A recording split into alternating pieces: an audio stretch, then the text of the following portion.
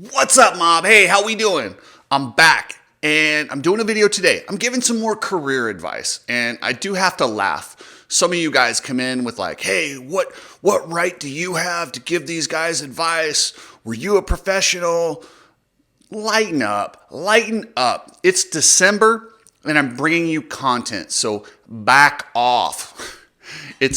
Take it for what it is. This is a unique way of telling you the why, the story behind the riders coming into 2024. Where are they at in their career? What's online? Because yes, there's a race in Anaheim, but for every guy, there's something different on the line.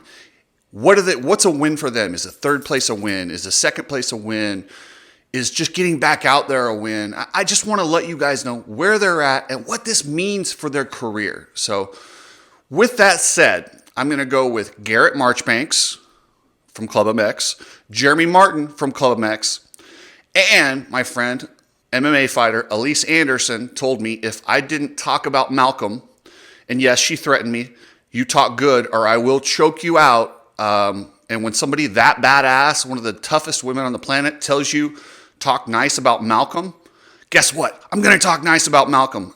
She is also a motocross rider and sponsored by Seven and knows the Stewart family. So yeah, I'm gonna give you Malcolm, and I'm gonna tread lightly because guess what? I don't need to get choked out by Elise. So also this weekend, guys, Arena Cross, Madison, Wisconsin. They went from Boise, Idaho last week to Madison, Wisconsin, and then they're off till after the holidays. So make sure to check that out. Go to Arena Cross, watch it live. The entire season pass where you can watch everything live, $39.95. Support this series and go get it, guys. You need people like me so you can point your fucking fingers and say, that's the bad guy. So I forgot to tell you guys, and I have to remind you guys or the subscriptions don't go up. Just subscribe. Whether you love me, whether you hate me, just subscribe. Then you'll get notified when the videos come out and you can come in and tell me what a moron I am. Or you can come in and chat with me, whatever you feel like doing. But I'm going to keep you content through December. Yes, it's going to get a little bit corny and a little bit creative. But guess what? I'm going to keep giving you content and I'm going to give you unique ways to find these guys' stories. So Jeremy Martin of Club MX. Jeremy Martin is one of the good guys in this sport. And I will never tell anyone when they need to retire. That's up to them and their personal, whatever's going on with them. But at the same time, sometimes when you see a rider like Jeremy Martin, one of the good guys in the sport, who narrowly missed being paralyzed for the rest of his life from an injury, hanging on, and man, the broken arms, the broken back. I'm not telling him to retire. You stick around as long as you feel the desire to compete. But at the same time, I'm not going to lie. I'm really worried, and all I want for Jeremy Martin this year is to go out there, compete, have a good time, and just enjoy it. He's in the twilight of his career. Every race could be the end for him just because he's at that point in his life where, do you really want to do this? He is such an accomplished racer. He will go down as one of the all-time greats in the 250 class. Unfortunately, I think what's bothering him is he never got that shot in the 450 class. That back injury kind of robbed him of his opportunity to jump up to the 450 class.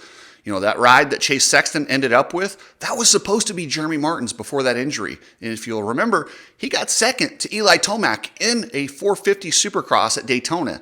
He was on his way to be that next guy, and it's crazy how the entire rest of his career changed after that. Well, his whole life changed after that, but thank God he still walks.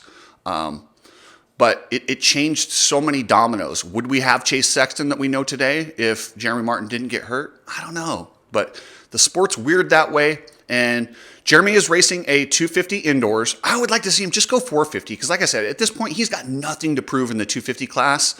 I know he hasn't won a 250 Supercross championship yet, but I still don't think he will. I would rather see him jump on a 450 and just, scratch that itch. That's the one thing in the sport that he hasn't done, but he's going to ride 250 Supercross. But when they go on the opposite coast of what he's riding, which Club MX told me they're making an announcement Monday, I believe, on where they're sending their guys east-west, and props to them for doing that. I appreciate them doing it early.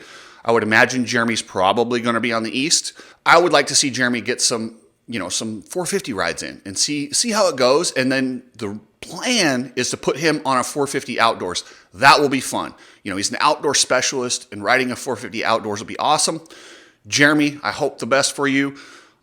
Like I said, I'm never going to tell a guy when to retire, but it's getting scary with him. I don't want to see him get any more injuries, and I just hope he stays healthy. That's my only goal for Jeremy Martin right now.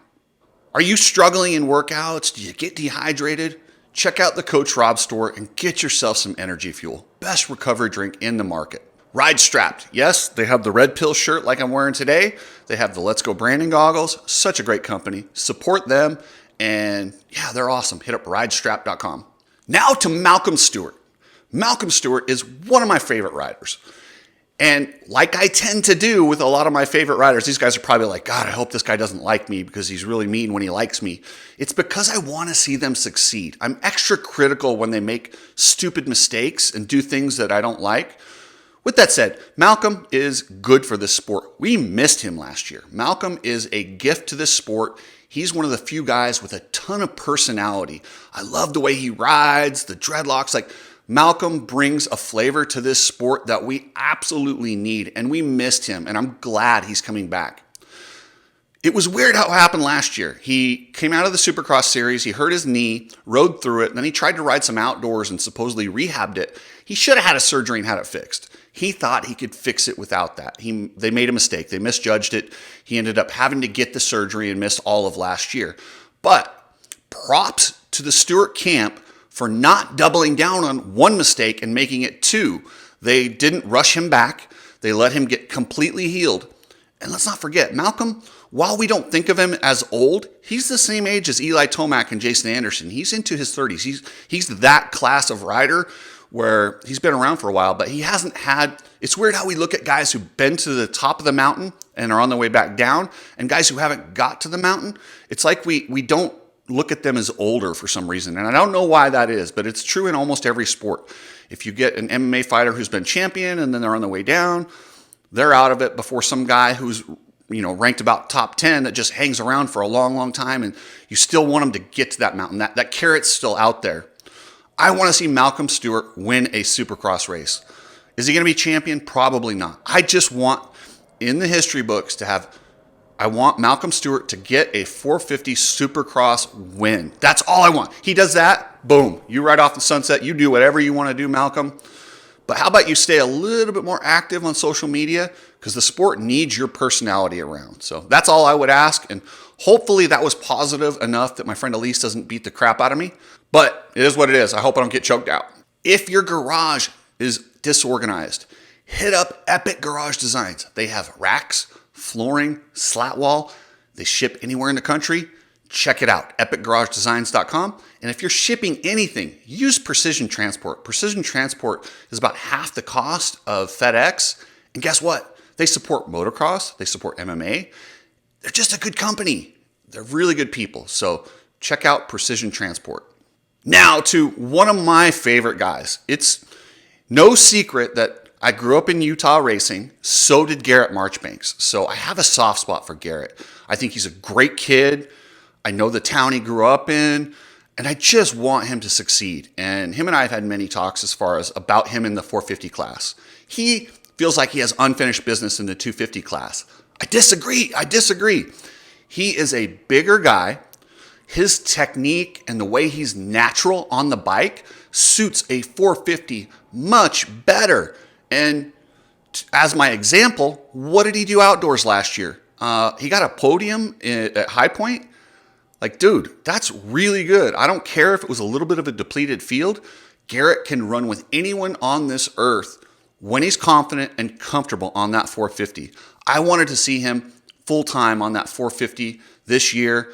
Unfortunately, he's not going to. They're bumping, the man-child back down to the 250. Yes, he's too big for the 250. Not that he's too big in general, but you're talking fractions of a second with guys like Joe Schmoda, Hayden Deegan. It is so deep in that 250 class. Why not stop giving up an advantage and go to the 450 class? I think he could be consistently top 10 and maybe even top 5. And if he got confidence, I'm telling you, there's not a ceiling for Garrett Marchbanks. He's a guy with a little confidence and goes on a roll. He could do something special. And that's just, maybe that's me being a homer and just cheering for my Utah guy, but that's how I feel. I honestly think Garrett's that talented, and let's not forget, he's super young. This guy went pro early. I mean, he's not very old. So to get him in there, he could really get used to that 450 and build and just be a staple. And I think he'd make more money in the 450 class too. So anyway, guys, that's it for today's episode. If you guys need a real estate agent, hit me up. Wherever you are in the country, I can get you set up with an agent in your area, and I will help them meet your needs exactly what you want. And if you got a place that you're going to sell, I'll help sell it for you. So thanks, guys, and I'll catch you later.